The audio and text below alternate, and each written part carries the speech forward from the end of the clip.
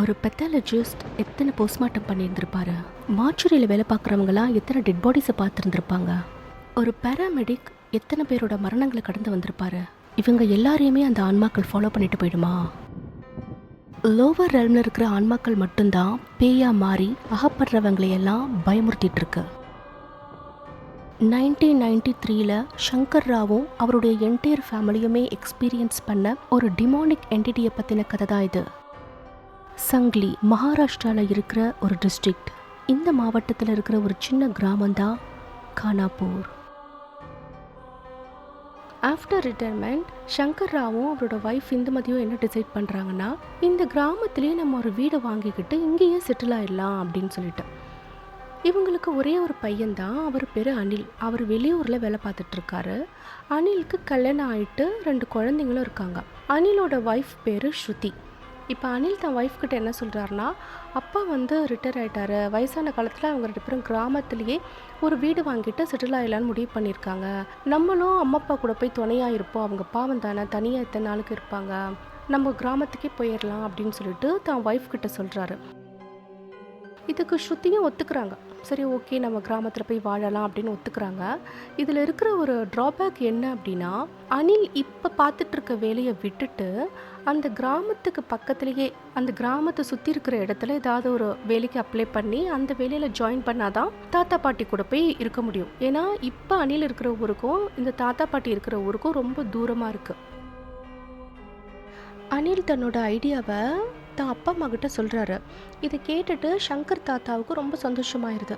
தான் பையன் மருமக பேர பிள்ளைங்க எல்லார் கூடயும் நம்ம ஒன்றா சேர்ந்து ஒரே குடும்பமாக வாழ போகிறோம், ஜாலி அப்படின்னு சொல்லி நினச்சிட்டு அவர் என்ன பண்ணுறாருன்னா, நம்ம வாங்க போகிற வீடை சின்ன வீடாக வாங்க வேணாம், நல்ல பெரிய வீடாக வாங்கலாம் அப்படின்னு டிசைட் பண்ணி பெரிய வீடு வேணும்னு சொல்லி அந்த ஏரியா ஃபுல்லாக தேடி தேடி அலைகிறாரு.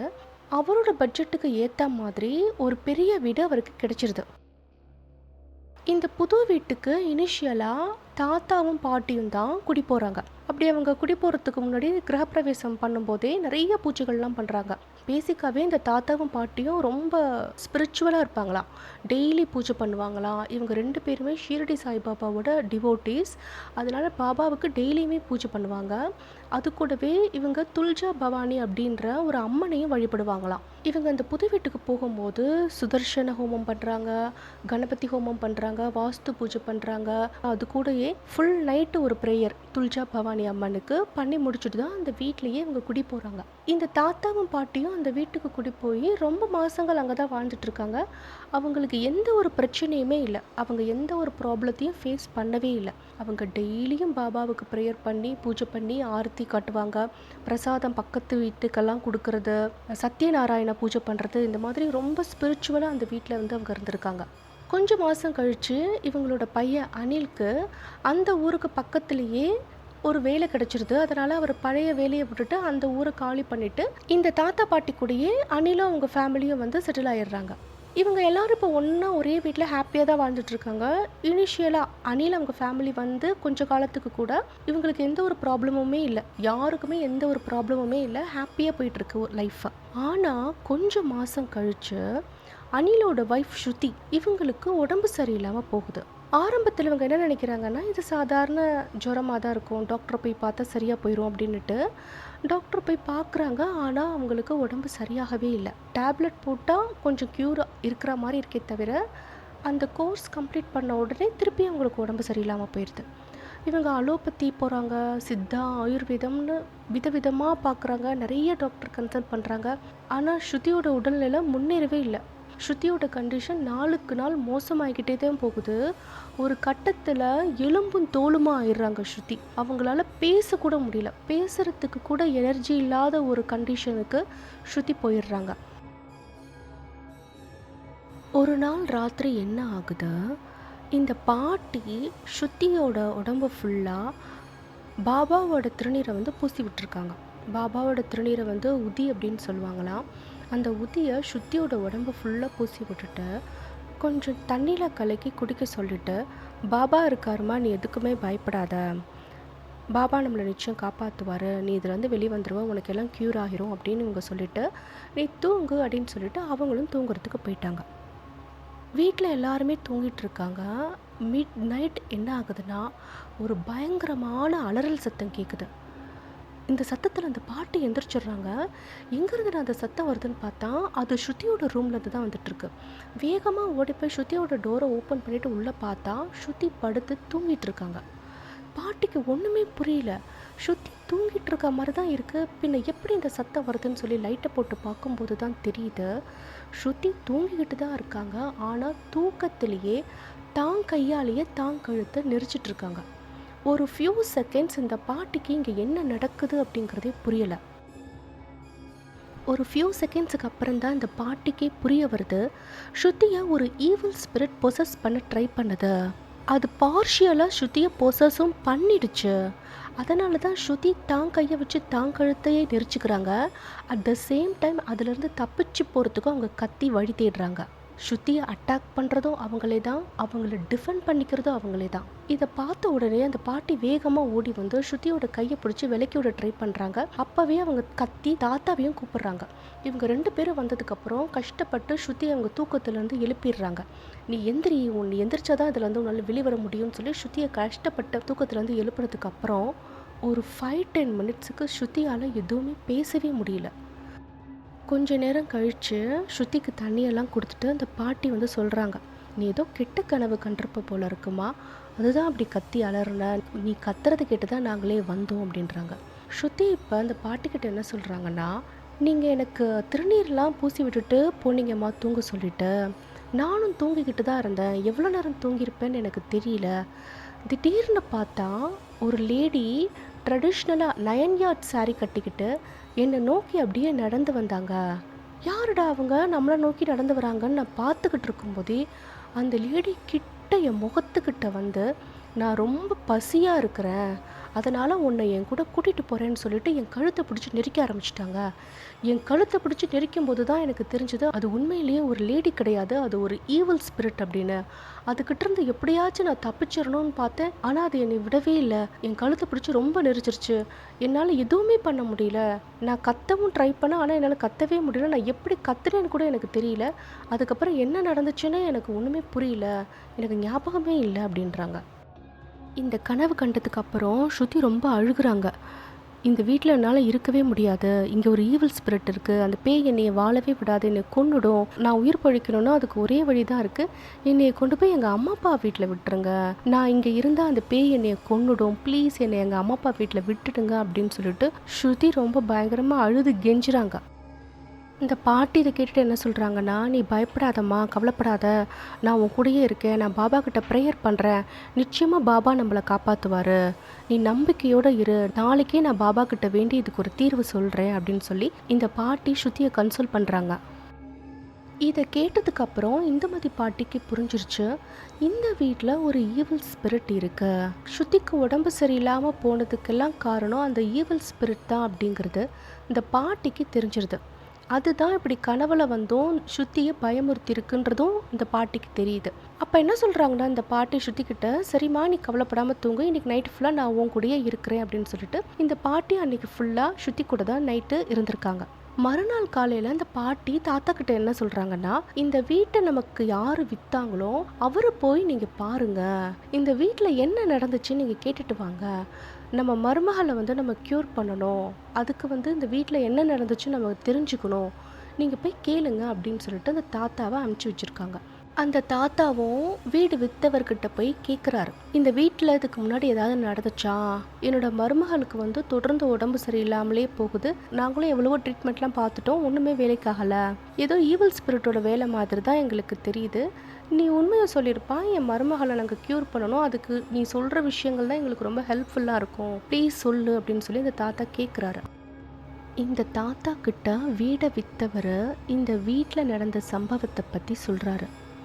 ரொம்ப வருஷத்துக்கு முன்னாடி அந்த வீட்டில் காத்தே அப்படின்னு ஒருத்தர் வாழ்ந்திருக்காரு.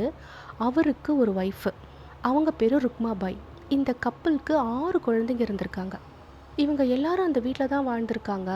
ஒரு காலம் வரைக்கும் அவங்களோட ஃபேமிலி நல்லா தான் போயிட்டு இருந்திருக்கு.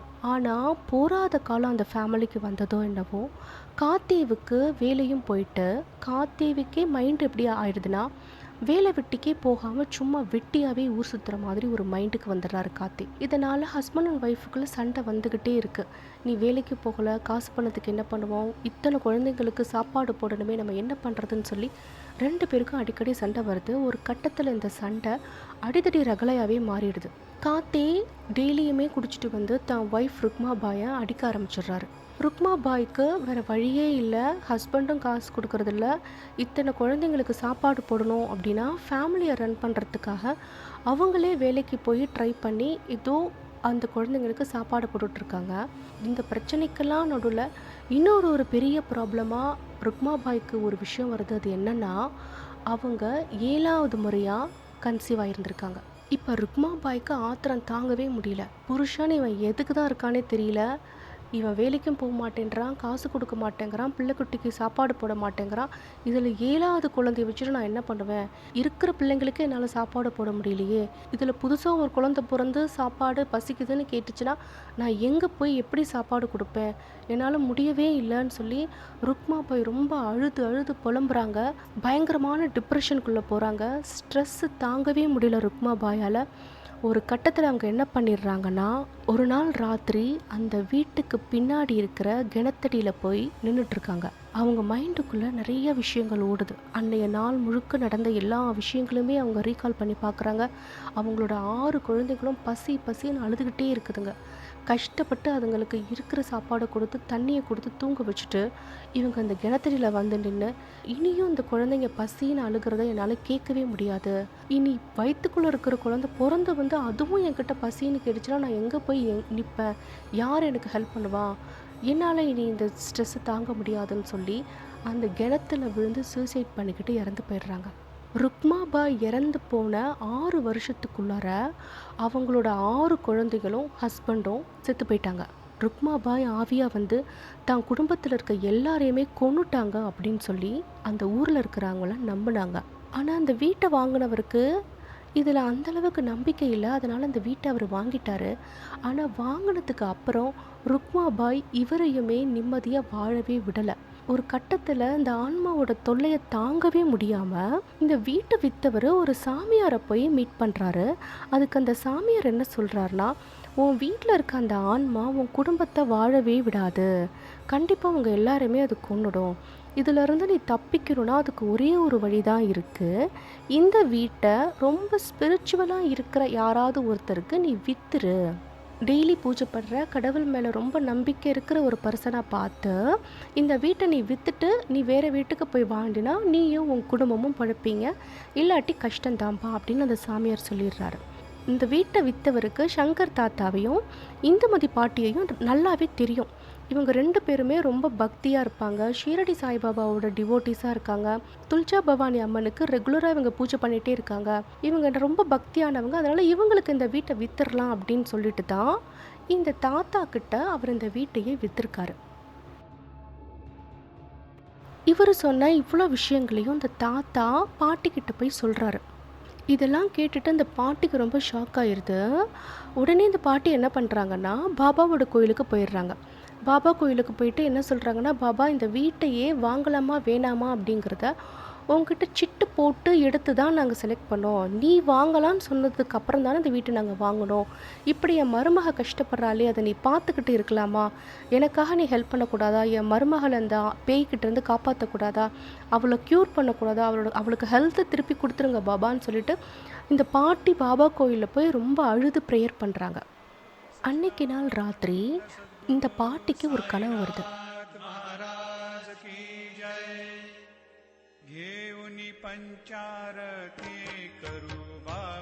அந்த கனவுல ஷீரடி சாய்பாபா வராரு. வந்து என்ன சொல்றாரு அப்படின்னா, 7 குழந்தைங்களுக்கு அம்மாவா இருந்து இறந்து போன அந்த பிரெக்னன்ட் லேடியோட ஆன்மா பயங்கரமான ஒரு பசியில இருக்கு. அது அந்த பசியை தீர்த்துக்கிறதுக்காக தான் 2 குழந்தைங்களுக்கு அம்மாவான ஸ்ருதியோடைய உயிரை எடுத்துகிட்டு போயிடலாம், தான் கூட எடுத்துகிட்டு போயிடலான்னு அது பார்க்குது. நிச்சயமாக நான் அதுக்கு விட மாட்டேன், நீ வந்து என்கிட்ட ப்ரேயர் பண்ண, நான் உனக்காக உன்னோட மருமகளை நிச்சயமாக நான் காப்பாற்றி கொடுக்குறேன், அதுக்கு நான் சொல்கிறபடி நீ செய்யணும் அப்படின்னு சொல்லி பாபா சொல்கிறாரு. பாபா என்ன செய்ய சொல்கிறாரு அப்படின்னா, ஒவ்வொரு அமாவாசை அன்னைக்கும் சாப்பாடு சமைச்சு அதை ஒரு பிளேட்டில் வச்சு அந்த ருக்மாபாய் எங்கே சூசைட் பண்ணிக்கிட்டு இறந்து போனாங்களோ அந்த கிணத்தடியில் கொண்டு போய் வச்சுட்டு ஒரு தேங்காவை உடைச்சிட்டு அந்த கிணத்தடியை பார்த்து நீங்கள் விழுந்து வணங்குங்க. அந்த ஆன்மாவுக்கு பசி எடுத்தால் இந்த சாப்பாடை சாப்பிட்டுக்கோ, எங்களை கஷ்டப்படுத்தாத அப்படின்னு சொல்லி நீங்கள் அதுக்கிட்ட சொல்லிடுங்க அப்படின்னு பாபா சொல்லிட்டு, கண்டிப்பாக இதை ஃபாலோ பண்ணுங்கள், ஸ்ருதியை நான் நிச்சயமாக காப்பாற்றி கொடுக்குறேன் அப்படின்னு சொல்லிட்டு போயிடுறாரு. பாபா சொன்னதுபடி இந்த பாட்டியும் ஃபாலோ பண்ணுறாங்க. இது செஞ்சதுக்கு அப்புறம் ஸ்ருதியோட ஹெல்த்தில் நல்லா ஒரு முன்னேற்றம் இருந்து ஸ்ருதி கம்ப்ளீட்டாக குணமாயிடுறாங்க. பாபா சொன்ன அந்த ப்ரொசீஜரை அவங்களோட ஃபேமிலி இன்ன வரைக்குமே ஃபாலோ பண்ணி அந்த கிணத்தடியில் ஒவ்வொரு அமாவாசை அன்னைக்கும் சாப்பாடை வச்சு படைச்சிட்டு தான் இருக்காங்க. இந்த கதையை நமக்கு அனுப்பின அனுஷியாவுக்கும் சேனலை சப்ஸ்கிரைப் பண்ணிவிட்டு கதையை கேட்டுட்டு இருக்க எல்லாருக்குமே ரொம்ப தேங்க்ஸ். நீங்களும் உங்களோட கதைகளை என்கிட்ட ஷேர் பண்ணிக்கணும்னு விரும்பினா ஸ்க்ரீனில் தெரிகிற வாட்ஸ்அப் நம்பரை யூஸ் பண்ணிக்கோங்க.